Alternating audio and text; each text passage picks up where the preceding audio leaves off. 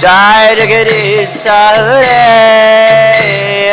Jai Jagadish Hare, Jai Jagadish Hare. Namaste Narasimhaya, Jaya Narasimhadev, Jaya Narasimhadev, Jaya Narasimhadev, Jaya Narasimhadev.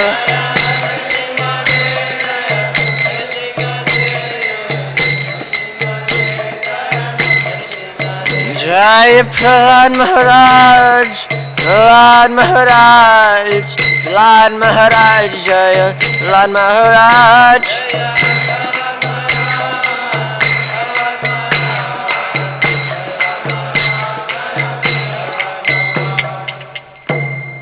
Shridev Bhagavan Ki Jai, Prahlad Maharaj Ki Jai.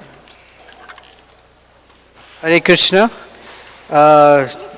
Tonight will be a lecture presentation by His Holiness Romapada Swami on Vaishnava etiquette and behaviors, which I think is a very critical and important topic. So those who are not here and I can't see, can someone make sure, and come back to.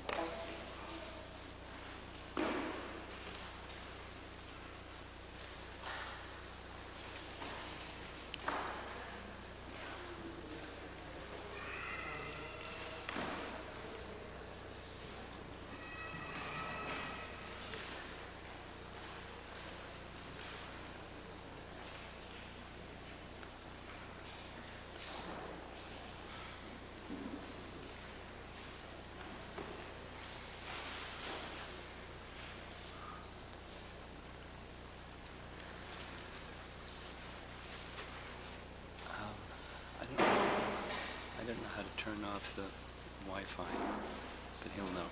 I don't know how. To turn it off. Ask him to come shut off the Wi-Fi.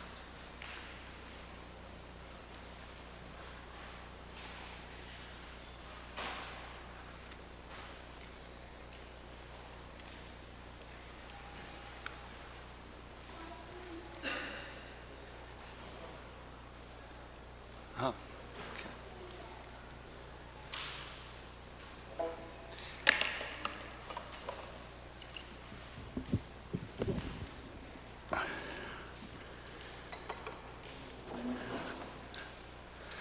Jaya Radha Madhava Kunja Bihari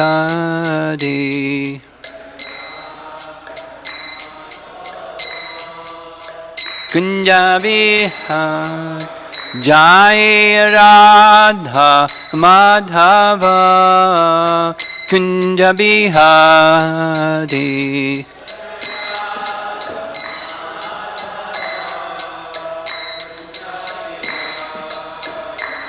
Gopi Janavalabha Girivardhari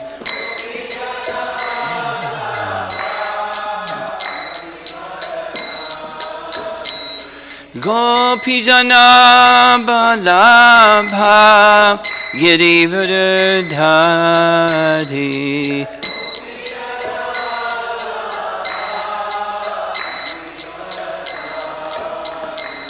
Jasodanandana Braja Janaranjana Jasodanandana Braja Janaranjana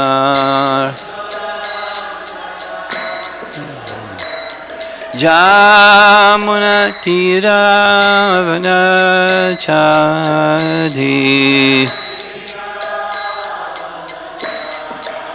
Jamuna Tiravana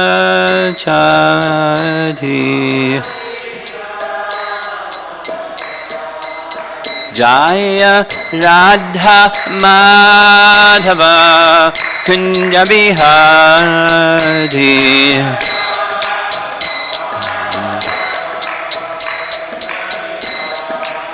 Jaya Radha Madhava Kunja Bihari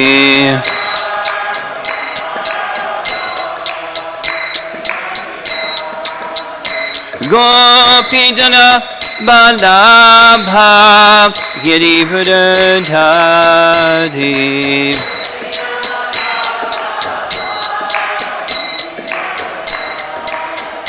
Gopi Jana Balabha Girivardhari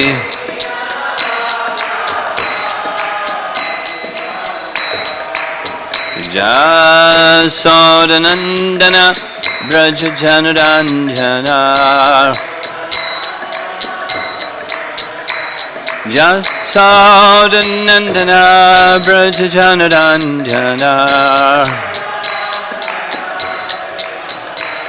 Jamuna Tiravana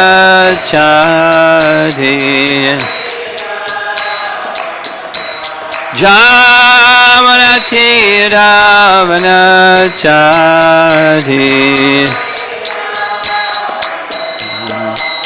Jaya Radha Madhava Kunja Bihari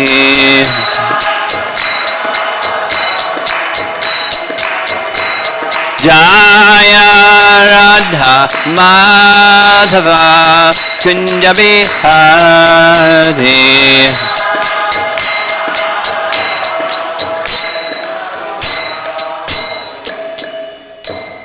Jaya Om Vishnupad Paramahansa Harivedagacharya Astatarasatasi Srivad His Divine Grace Isi Bhaktivedanta Swami Srila Prabhupada Ki Ananta Koti Vaishnavarinda Ki Sri Kishore Kishore Samveda Bhaktavrinda Ki Janatai Gaur Premanandi.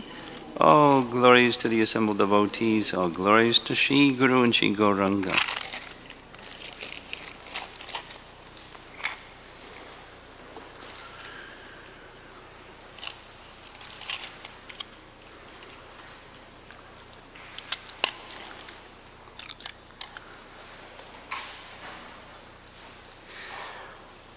Looks like the brahmacharis have been out in the sun. You're all a little sunburned and bright-faced. Good sign. Lots of Harinam and book distribution, and maybe some swimming at the beach too.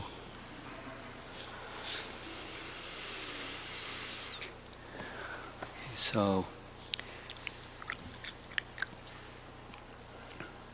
this is the first of a series of classes conducted during our North American GBC and other leaders meeting. I chose this topic for a number of reasons. It started with thinking about a verse from Kapila Dev's teachings to Devahuti. Some of you maybe know and don't know who Lord Kapila Dev is. He's an incarnation of the personality of Godhead, described in 3rd Canto Bhagavatam. Long section in the Srimad Bhagavatam.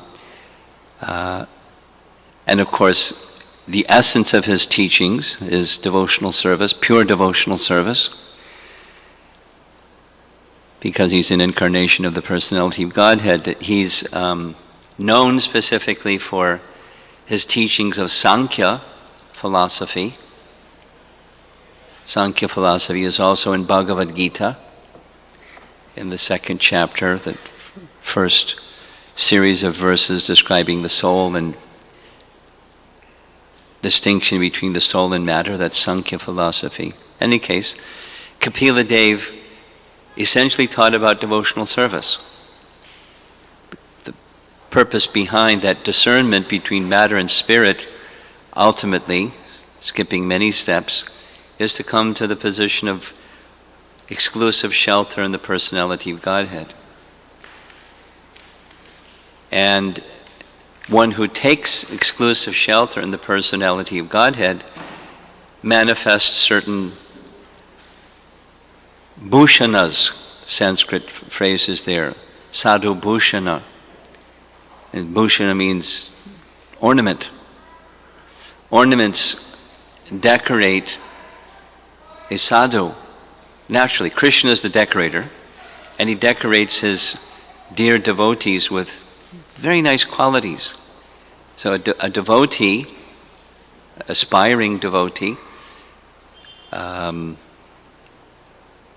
is pleased to be honored by Krishna, to be decorated by Krishna with exalted qualities. And Krishna is happy to see his devotees decorated by exalted qualities. You know that section from chapter 12 of Bhagavad Gita, it's also devotional service. At the end of the chapter, the last several verses, Krishna describes a devotee who has these qualities, this one, this one, this one, this one, this one. He's very dear to me. And then the devotee that has this quality and this quality, this, he's very dear to me. Now, where did the devotee get those qualities? From the person who considers that devotee very dear to him. He decorates and then is very pleased when the devotee comes before Krishna with those nice qualities. It's a loving exchange, developing the ornaments of Vaishnava etiquette. It's not just a matter of obedience and behavior. It's an exhibition of consciousness, of devotion to Krishna, and Krishna decorates. So leaders, this is a gathering of some of the persons in North America, US and Canada, coming here, who are carrying a big responsibility to try, according to the capacity that Krishna gives, to discern what it is that our founder Acharya would like in so many circumstances. and give leadership to making that which will please our founder Acharya and thereby please Krishna manifest in this world. That's a big responsibility. But it's not, again, it's not just a matter, this was my meditation on picking this topic. It's not just a matter of making good decisions and working together to try to make those good decisions happen. That's important. But at the same time, the gesture of wishing to offer something to Krishna and being decorated by the ornament of fine quality, fine character, that's especially important, because that's an indication that Krishna is pleased and the other is not the same. And to be a good leader, Prabhupada taught, is to be a good follower.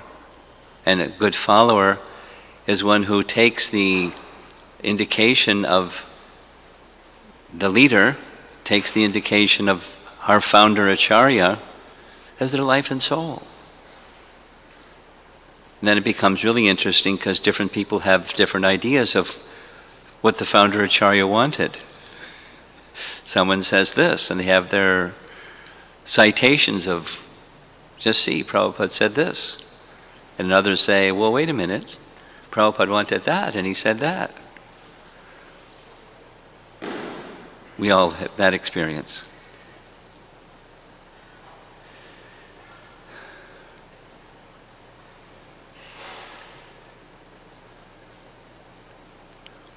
So in sorting our way through those situations, we certainly cannot abandon Vaishnava etiquette in order to establish this or that as superior.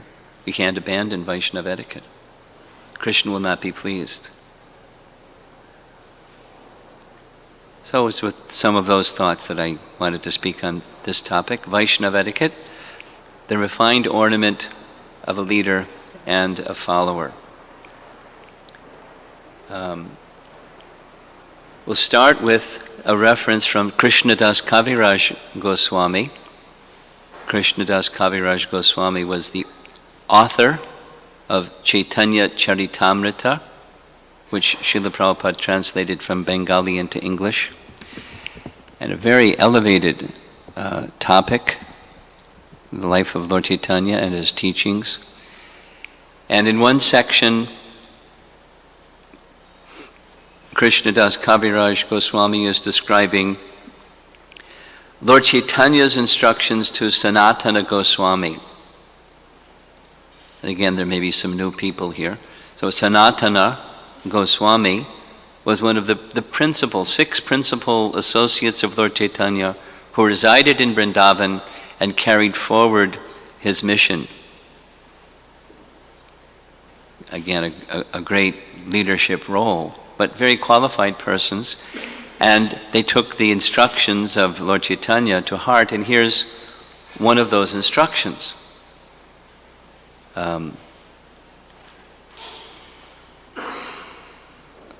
Shamaya Sadachar Ara Vaishnava Achar. This is, so Sadachar. Sadachar means good behavior, as you see in the word for word. Lord Chaitanya is instructing Sanatana Goswami to write about the good behavior of devotees of the Lord in general, samanya, and specifically in details, things which are to be done, things which are not to be done. And under the authority of Scripture, not creatively imagining or conventionally accepting, but on the authority of Scripture. You should give general and specific descriptions of the behavior and activities of a Vaishnava. You should outline things that are to be done and things that are not to be done. All this should be described as regulations and etiquette. Now the result of this was Hari Bhakti Vilas, which Sanatana Goswami authored, and Gopal Bhatta Goswami was a major contributor to that work, but it bears the name of Sanatana Goswami for the compilation itself. And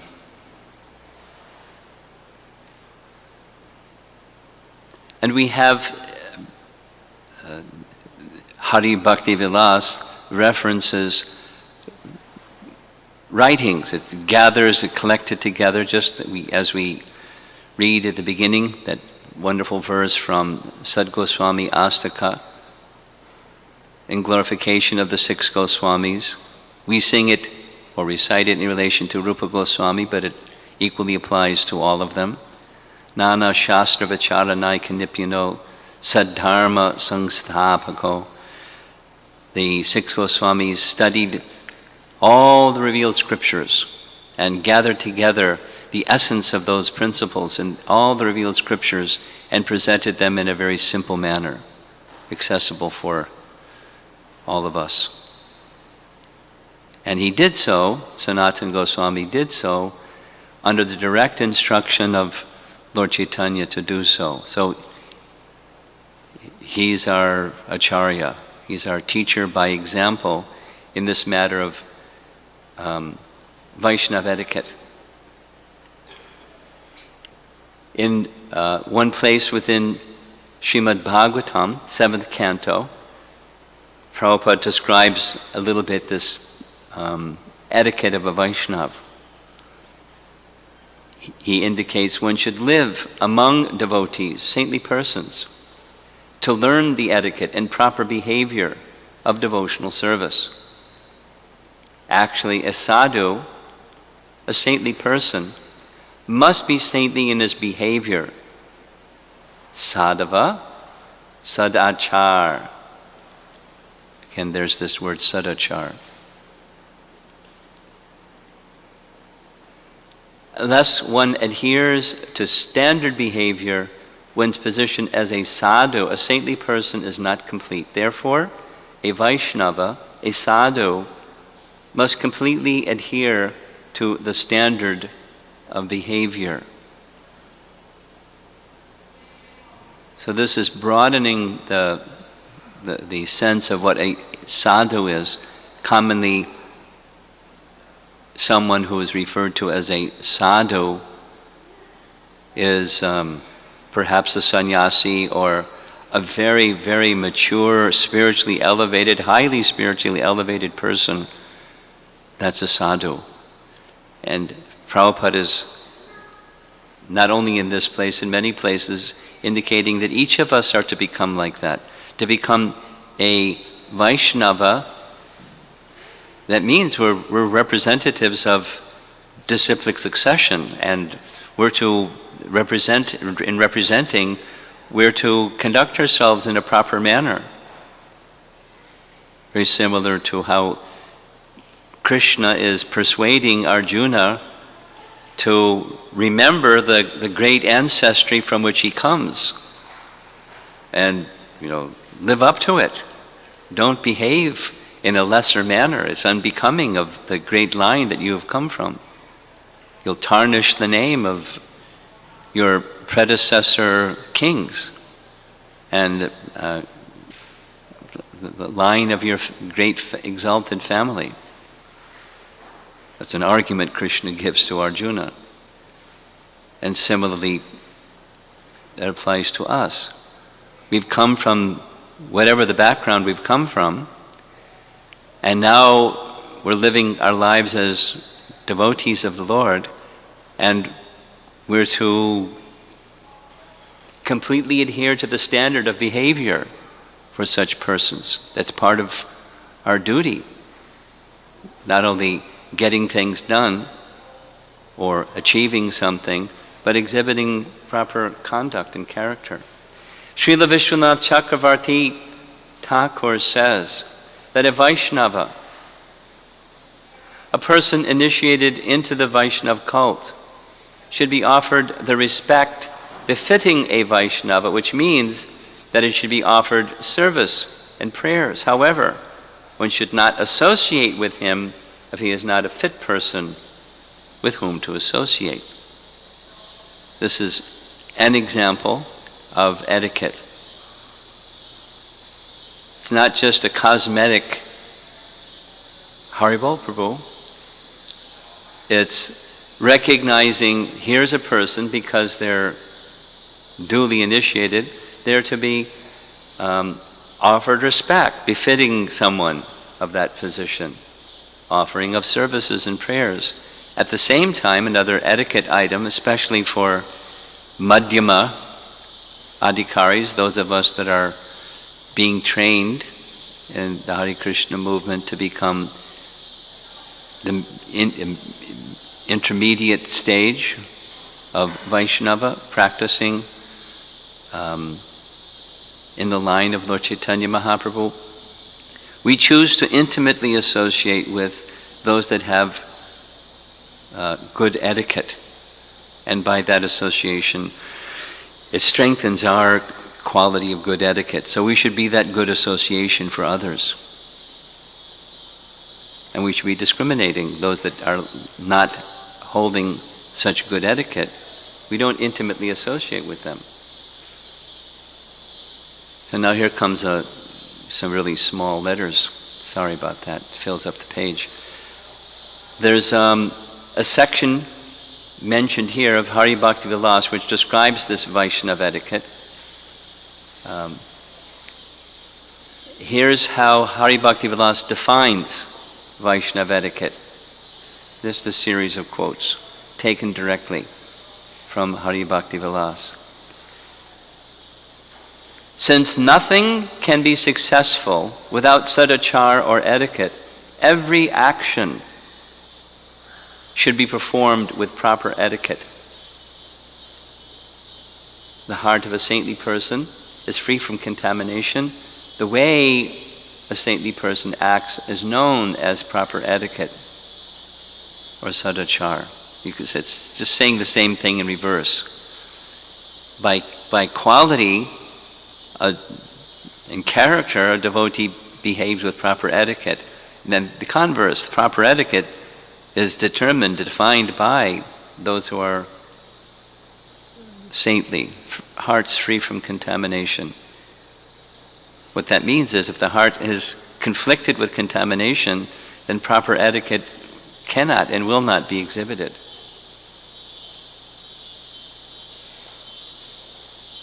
If a person reads the 6 branches of the Vedas without practicing proper etiquette, he does not get purified. Just as a bird flies away from the nest as soon as it grows wings, the Vedas leave him at the time of death. To no avail. It won't carry him to a higher position if, despite so much study, Vaishnava etiquette is missing. Although one may have acquired the knowledge of all the Vedas, but if one is not practicing the proper etiquette, or if he did not become a Vaishnava, then all this knowledge which he has acquired will be lost at the time of death.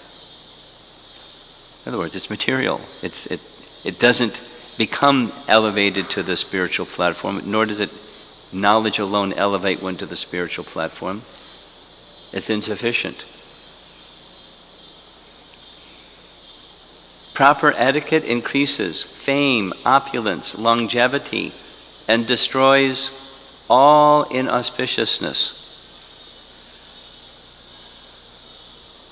And finally, O king, proper etiquette gives the results of dharma, artha, and kama. Therefore, a wise man very carefully performs the proper etiquette described in the scriptures. Actually, there's one more line. So these are all quotes taken from Hari Bhakti Vilas, where what etiquette is, how it is to be achieved, the benefits that come from it are presented. Thus one can understand that Vaishnava etiquette purifies the heart and the consciousness. One of the teachings of Lord Kapila to his mother Devahuti is that devotional service in the mode of goodness is where the motivation of the performer is they wish to become purified. Now, the purification that results is unalloyed devotional service, and that has a whole other description. Unflinchingly, even without purpose or intent, when there's hearing of the topics of Krishna, one's mind just goes there, like the river flowing downstream during rainy season. Just rushes downstream. The mind just flows or flies to the topics of Krishna or to Krishna's holy name. But prior to that is the purification process in the mode of goodness. I wish to become purified. I'm taking up these activities because I know that they will purify me. So the activity of the etiquette is something that will also, we're being instructed here in Hari Bhakti Vilas, it will help to purify us spiritually.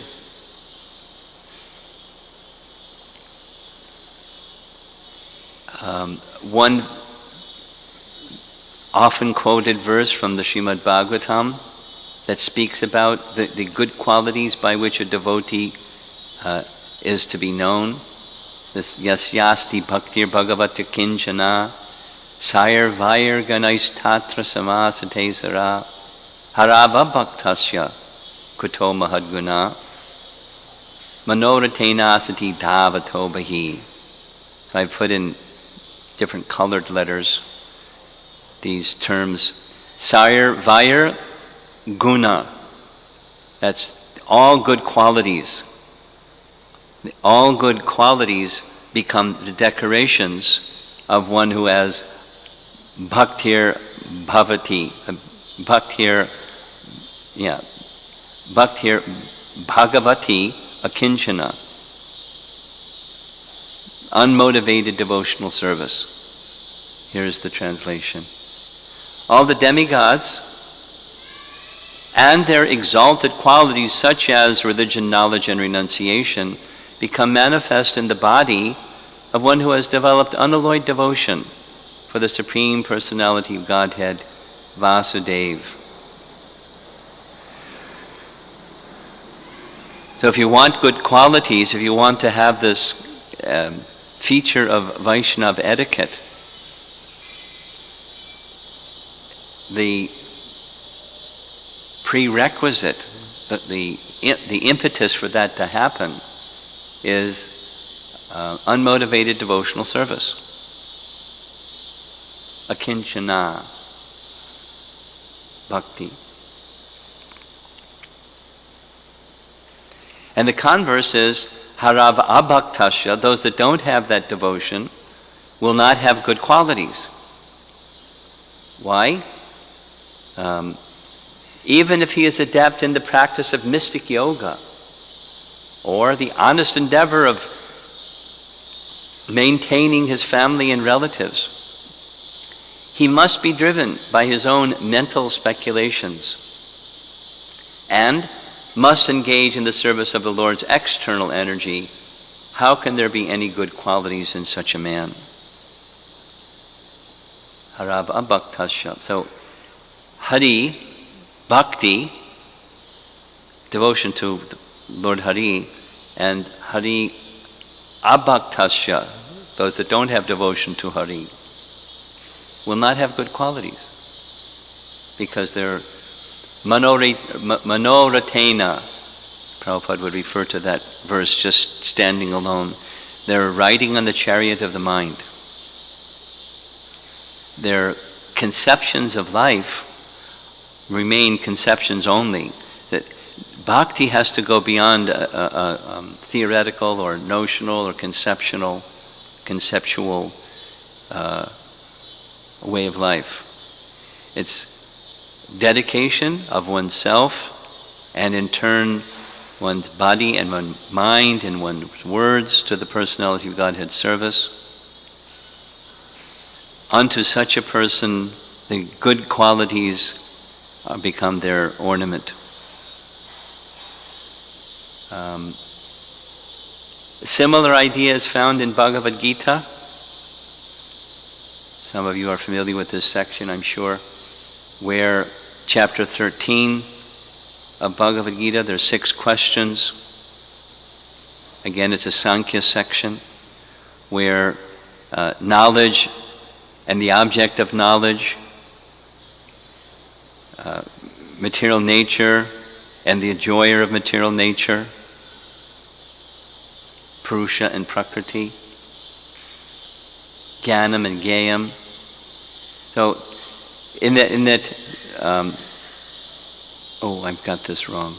It's not 8 through 10, it's 6 through 7. This is Mai Chananya Yogina Bhaktir Avyabicharini. In the first part of the purport, Prabhupada remarks that this one feature, Mai Chananya Yogena Bhaktir Avyabicharini,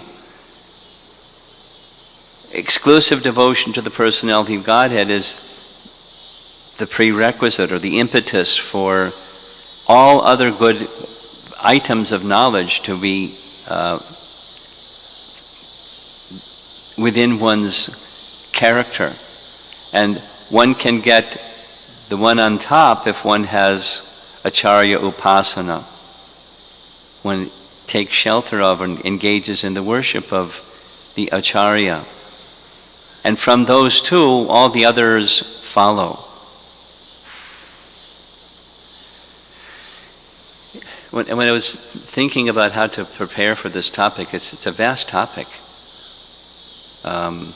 There are courses taught in Vrindavan, Vaishnava etiquette course that lasts for a month.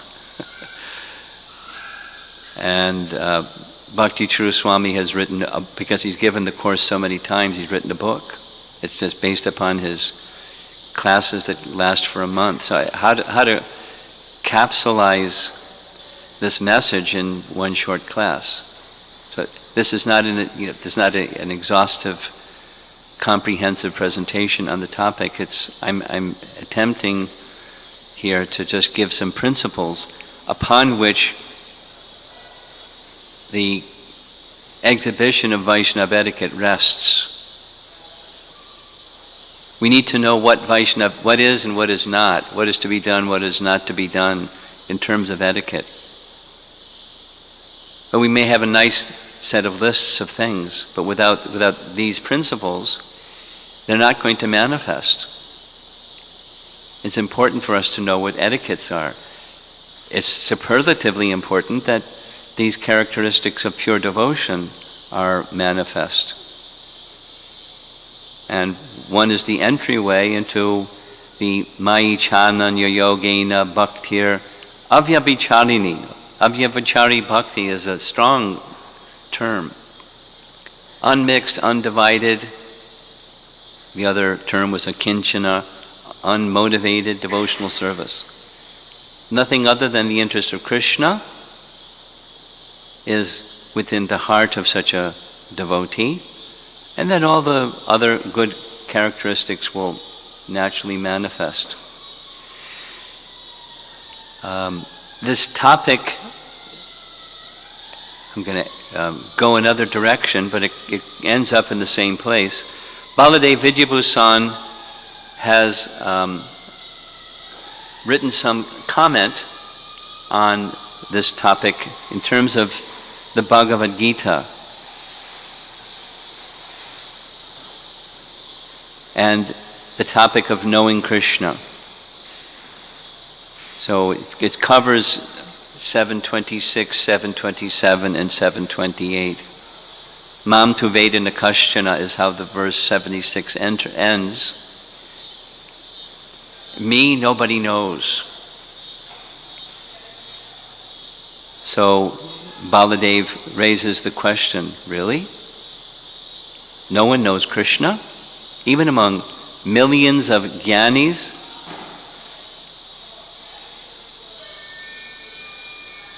one who knows Krishna is very rare.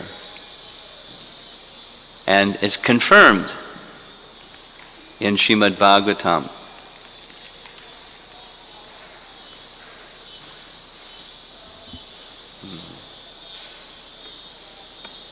Muktanam bhami siddhanam narayana parayana.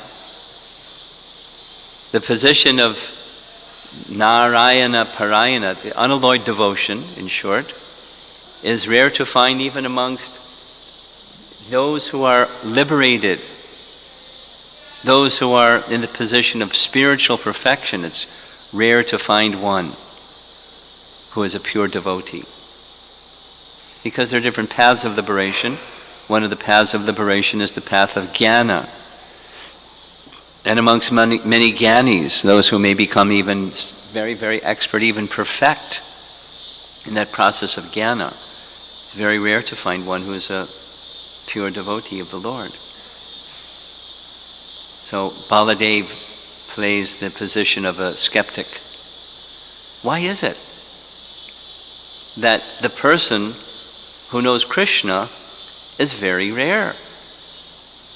And he points to the next verse, 7:27. Icha dvesha samutena dvandva mohena bharata sarva bhutani sammoham sarge yanti param tapa. Since the beginning of creation, all living beings have been intensely bewildered by ignorance, caused by duality arising from like and dislike, continuing from previous lives. So that's a long time since the beginning of time, since the beginning of creation. Intensely bewildered. So again, the doubting voice Baladev presents, really? From the very beginning of creation, all living entities become completely bewildered? Why? And the answer is there. They're bewildered by the illusions of dualities concerning respect and disrespect, happiness and distress, woman and man, thinking, if I am treated well, I will be happy. If I am treated with disrespect, I will feel sad. This is my wife, this is my husband.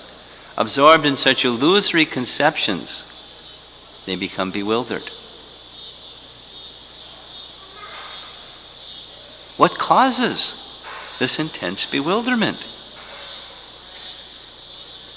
This is the dialogue within Baladev's commentary. The bewilderment arises in this life by impressions from attachment and hatred which existed in previous lives. Icha devesha samutena. Since all living beings are bewildered in this way, one who knows me is very rare. So the point is, our awareness of Krishna, our seeing Krishna, our knowing Krishna, our sense of being connected to Krishna is blocked by our own contaminations of heart, our own desires and hates and attractions and repulsions, and the worldly sensibility of duality that affects us very strongly. And in that condition, in that materially affected condition, one can't see Krishna, one can't see the way of a life of devotion. And certainly the characteristics then of Vaishnava etiquette are not going to be decorating one.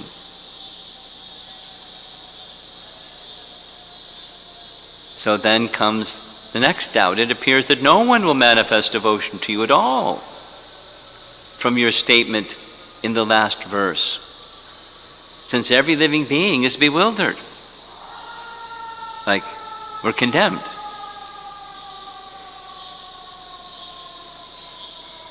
then, those who have attained destruction of their sins, antagatam papam, through the fortunate, merciful glance of the great souls, those who have performed pleasing actions, punya karmanam, which gained the mercy of the great souls, worship me with steadiness, dridhavrata, attained by association with great souls. They, being freed from the illusion of dualities, having attained true knowledge of me, worship me. So there's a solution to the dilemma. And that's the association of those who are dridhavrata, those who are great souls who have great determination, steadiness in their devotion in all circumstances of life.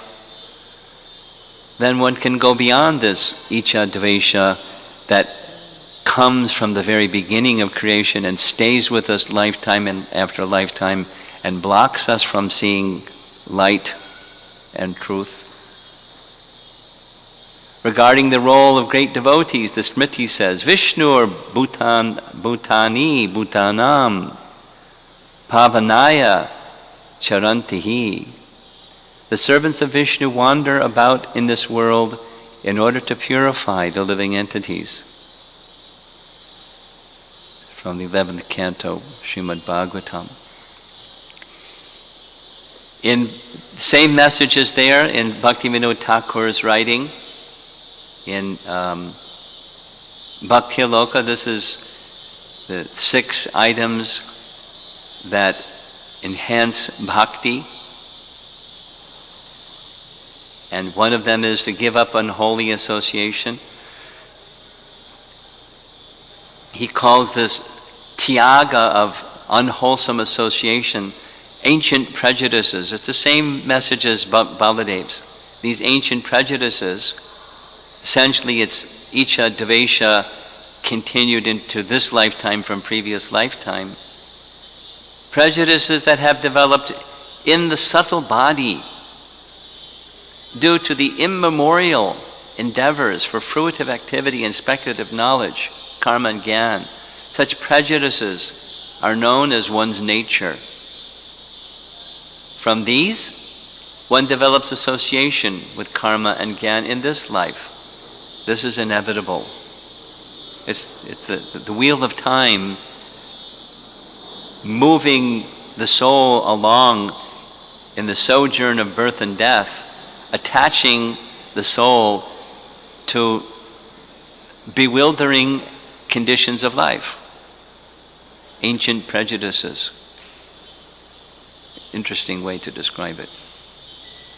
Recent prejudices are attachments for good and bad attained in this life due to association. So the recommendation, obviously, of bhakti is to go beyond both. Prejudices doesn't have a good connotation to it. Although, in one sense, he's saying it's one's nature. So we have to go beyond or above, transcend our nature into this other higher realm, which is accessible through the association of saintly persons. The same idea is spoken about by Jiva Goswami in his Bhakti Sandarbha. This akinchana bhakti. It's the rarest of attainments. And the results are also the rarest. This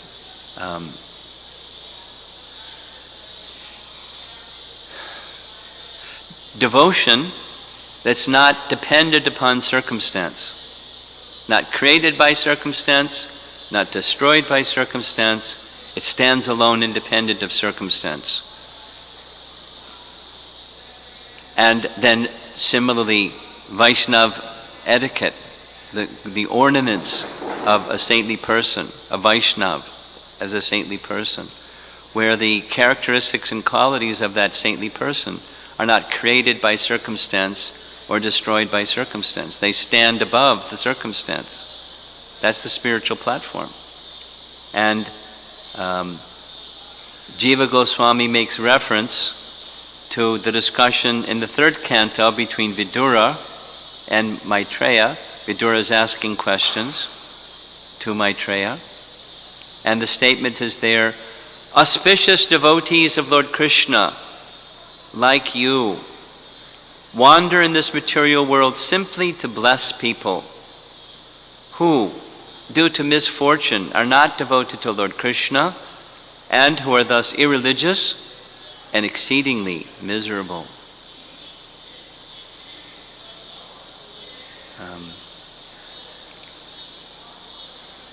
The comment in the purport given by Jiva Goswami is, in this verse, the adverb daivat, or by misfortune, means that they are not devoted to the Lord because of their past karma.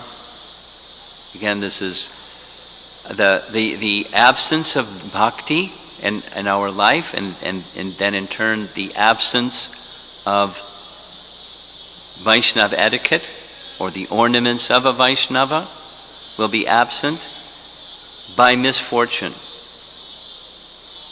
Our past attractions and repulsions of material existence.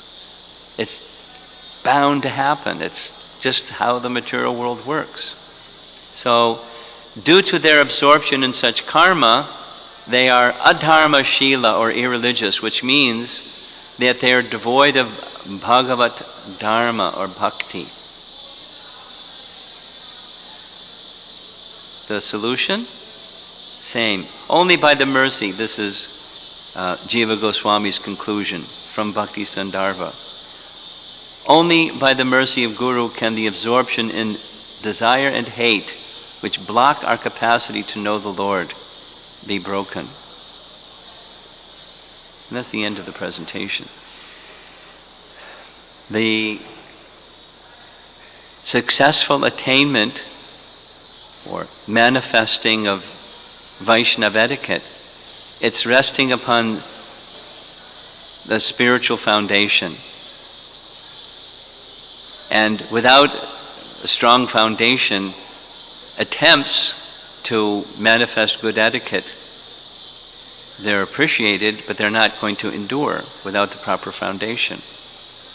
And conversely, when the proper foundation is there, very naturally, Krishna decorates that devotee, and the devotee eagerly accepts or adopts a life of etiquette. You know, a classic example of so many that come to mind, one of them is Magari, the hunter. Prabhupada liked to refer to his condition because in one sense the audience that he was dealing with, the Western audience, was totally without culture in so many ways. Not literally having the occupation of hunters like Magari, but doing so many abominable activities and activities that are hurtful to others without even thinking about it.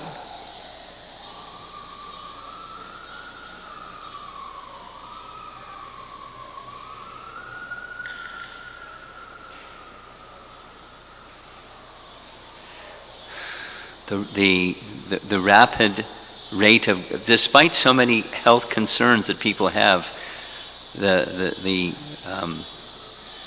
it's astonishing, traveling and seeing McDonald's in all corners of China. I mean, I remember the first time I saw McDonald's in the Delhi airport. I was shocked. Right in the departure lounge of the domestic terminal in Delhi. McDonald's. And how can people do that? Especially when there's, you know, the history of proper culture. Anyway, without giving so many examples, the finer sentiments are rapidly being destroyed all over the world. And when one sees that happening, you know, whether it's in the name of religion or whether it's the name of material prosperity, whatever the name is given, finer sentiments are being destroyed. Rampantly, wantonly. It's shocking. It's repulsive. So having such an audience to deal with, like when Prabhupada came to America, how are these people going to understand the message of pure goodness, where their lives are filled with ignorance and passion? That was his address when he was still on the Jaladuta and wrote this poem. And this poem that he wrote, I remember sitting in a couple of classes and Prabhupada remembered the words of those prayers to Krishna and recited them and gave the explanation. In other words, it was something that was not just a passing little expression, it was something that meant a lot to him. The appeal to Krishna for the empowerment to make the message of transcendence transmitted properly to people who are so deeply influenced by ignorance and passion. So he would refer to this Magari the hunter story, at least I took it in a similar manner. And after Magari became under the association and care of Narada Muni, he who before his life was giving pain to animals, and that was his happiness, was unwilling to even give pain to an ant. With great care, he would, with his cloth, brush the ants to the side so he can go and greet his spiritual master, Narada Muni, when he came to visit him. Good qualities naturally develop within a Vaishnava. And how can one become a Vaishnava if we're so covered in Icha and Dvesha? By the association of devotees.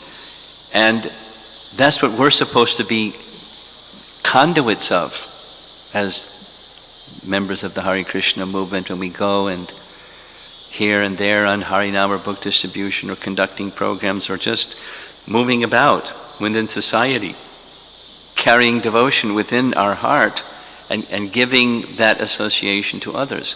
It's, in part, it's the character or quality that we carry. Starts from the quality of devotion that we carry within our heart, and then in all of our words and speech and actions. Just becomes our whole being. And it's powerful. It purifies us, that's powerful. And just by Vaishnava etiquette, it's appealing and attractive to others. It will help those persons take some further appreciation of a life of devotion, or the way of a life of devotion.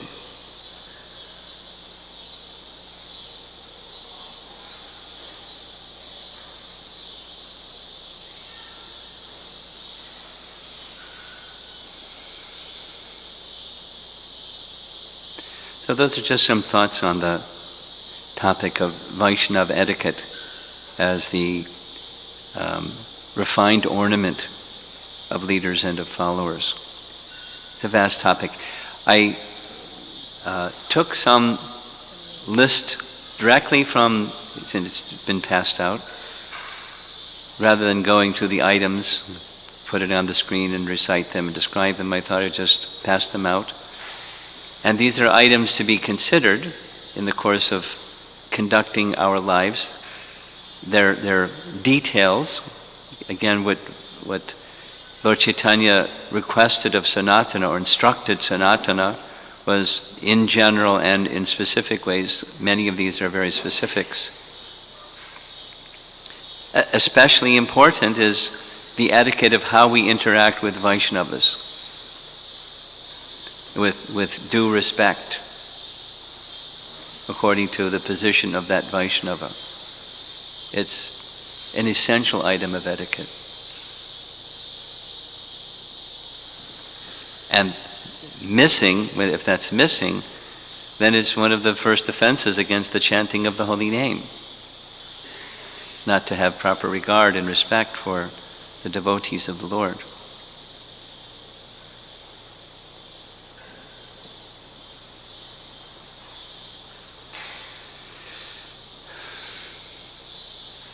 Okay, so any comments or questions? Anyone out here in the audience?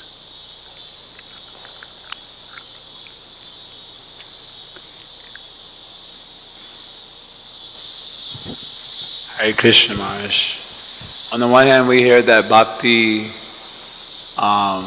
naturally ornaments one with various qualities that are attractive. On the other hand, we hear about the need of proper sadhachar to get that bhakti, or to be properly situated in bhakti. So it seems like a catch-22. Well, the second one is,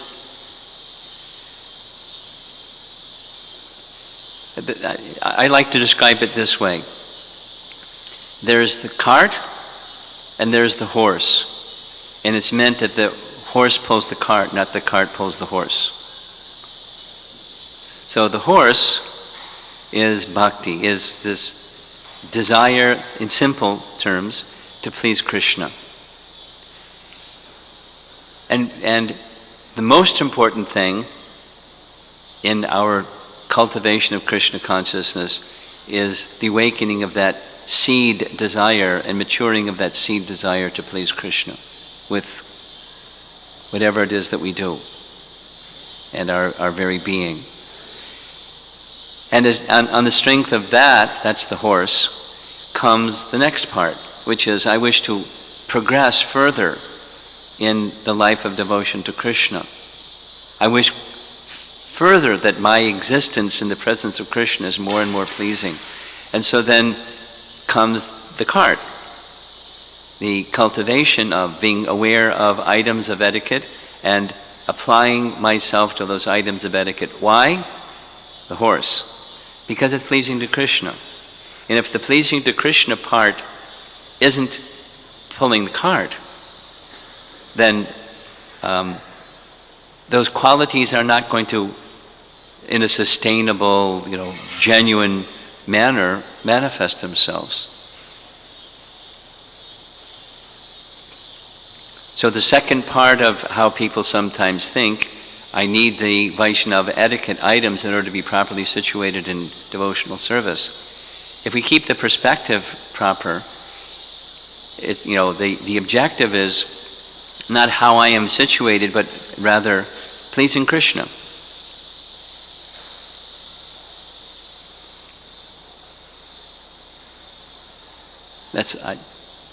For me, that takes care of that. It's not really a dilemma. It's the first thing first, and keep the first things always in the first place, and then other things follow the first one.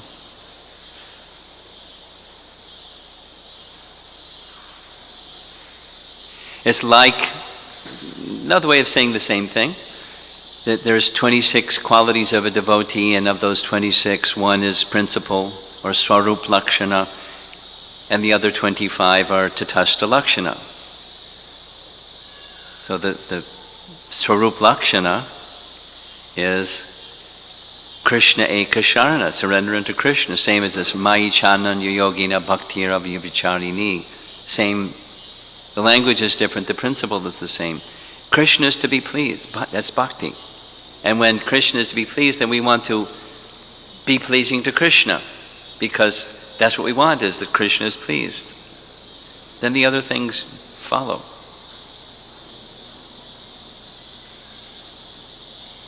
And that will enhance, it'll help me advance further in devotion to Krishna, help me purify my existence and please Krishna further.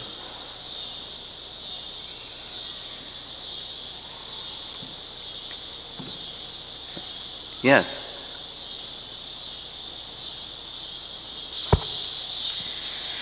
In this slide and in the previous slides, there is the reference to one's nature, or that one is driven by desire and hate, or like and dislike.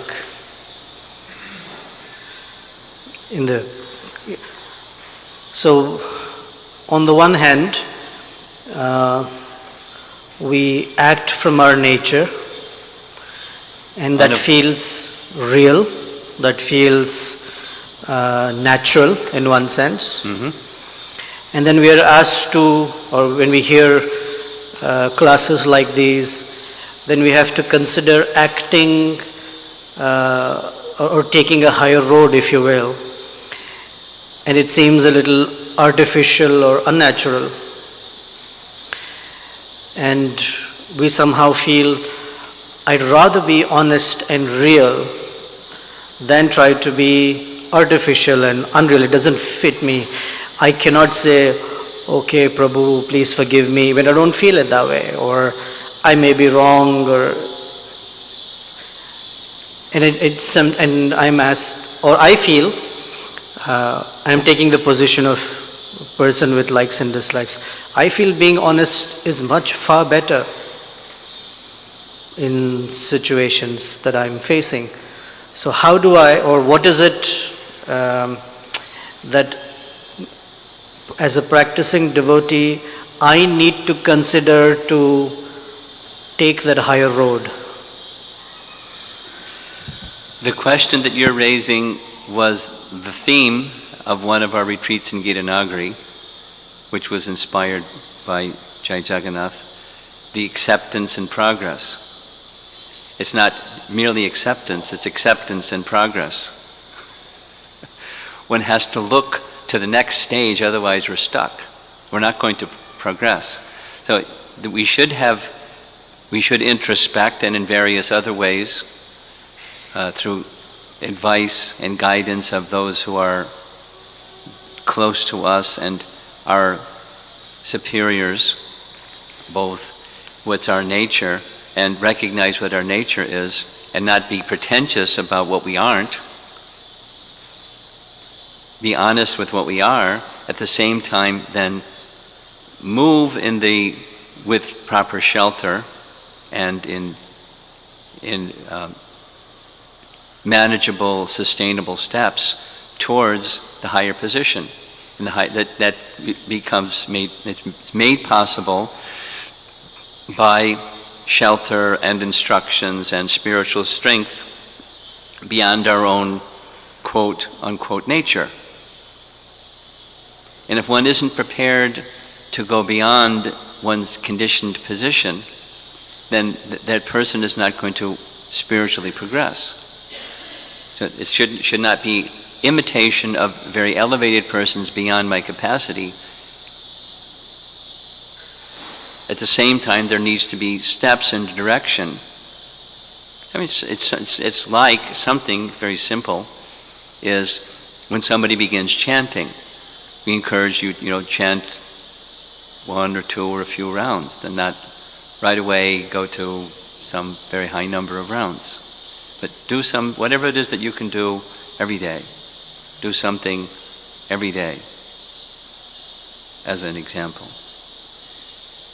And then that's our cultivation, that's our progress. We're taking shelter of a higher principle than just my nature. And that cultivation under guidance leads to elevation. You have to be prepared for elevation, or there's no spiritual progress. Go back to the other side, we don't want to pretend for something that we're not. At the same time, let's just take that example of, say, Ji Prabhu, I'm sorry. I mean, that's something that children learn. If they do something that causes some inconvenience or suffering or unhappiness to others, parents teach their children all the time to say, I'm sorry. You apologize. Well, what if I don't feel it? Well, apologize anyway, because it'll elevate you. It is to be done. That's the mode of goodness. Besides the lower nature, it's the mode of goodness. It will elevate you.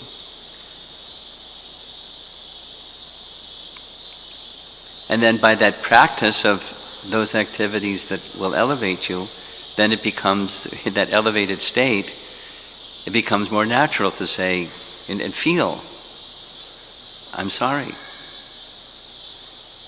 And then, with that deeper feeling of I'm sorry, then we'll let it not happen again. Because, lower nature will prevail unless we have some higher shelter.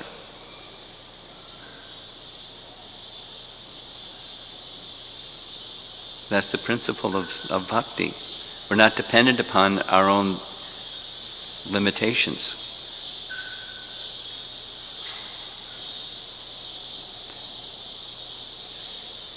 Mukunda, you have something?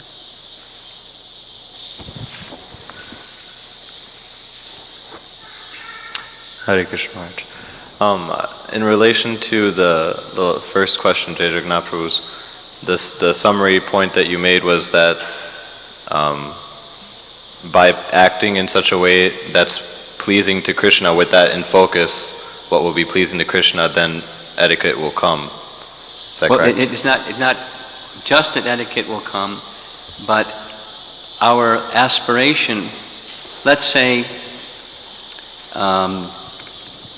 I have an anger problem. So I could just work on my anger problem.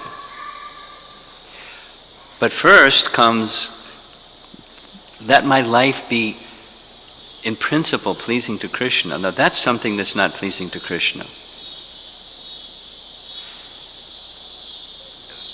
Then I look to Krishna for help to overcome the anger problem, not just so I can conquer my lower nature, but it's so I can be pleasing to Krishna. Then it becomes conquered. Otherwise it's just managing a problem instead of overcoming the problem, transcending the problem.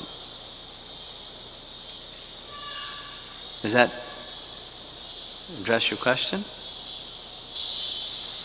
I cut you off before you got to ask your question. I'm sorry. Can I just reiterate what you said, and you can tell me if it's right or not? Okay.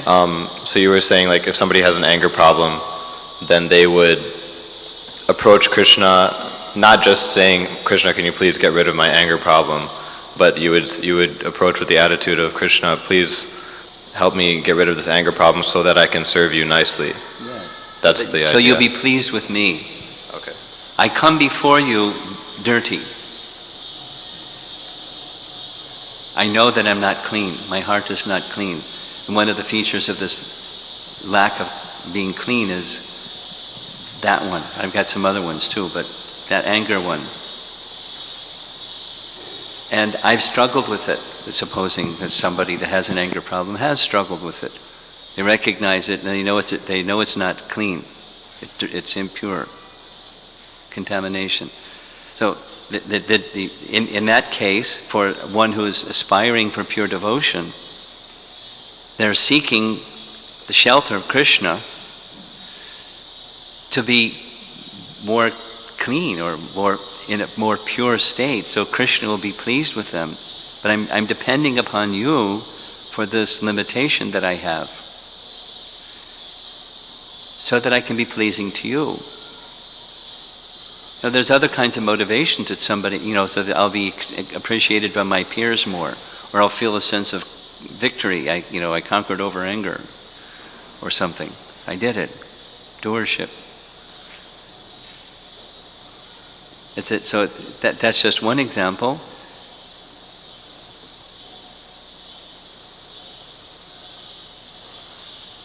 The question I was going to ask was a little bit on a different line, but thank you for that clarification.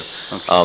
But I was just thinking so if one person maybe, there's two people, they're both acting for the pleasure of Krishna in their own respect, and then one may be thinking that I'm going to act for the pleasure of Krishna by doing a particular type of service, whether it's hearing or chanting, focusing on something like that. And then a different person may be focusing, also wanting to act for Krishna's pleasure, but thinking that I'm going to do it by doing physical services, whatever it may be.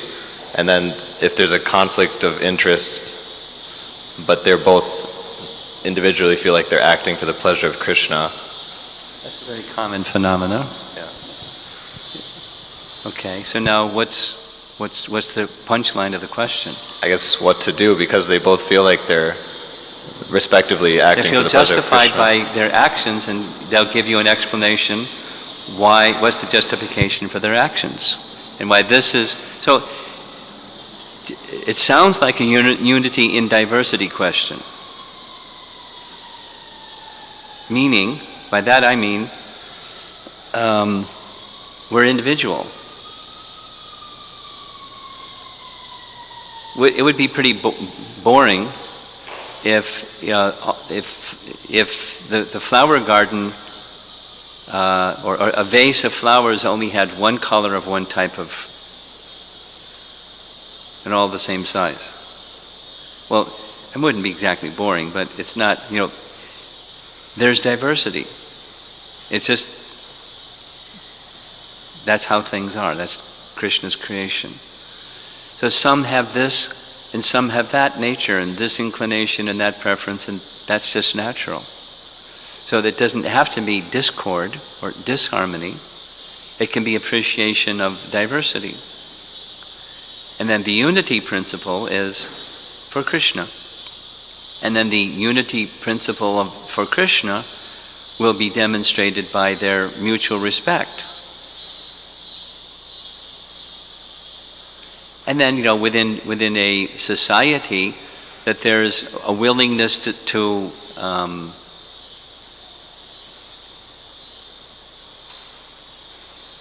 honor the needs of the society.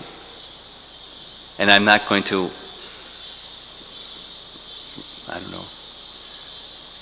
make a big clamor and noise over here that, my particular type of inclination is what everybody else should be doing.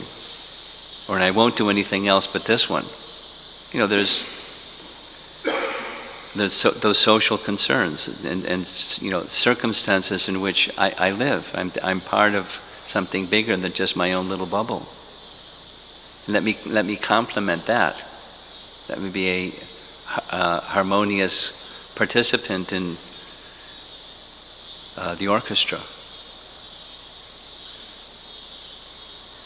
under the guidance of some conductor, and I play my part in that big orchestra. And then it's very nice.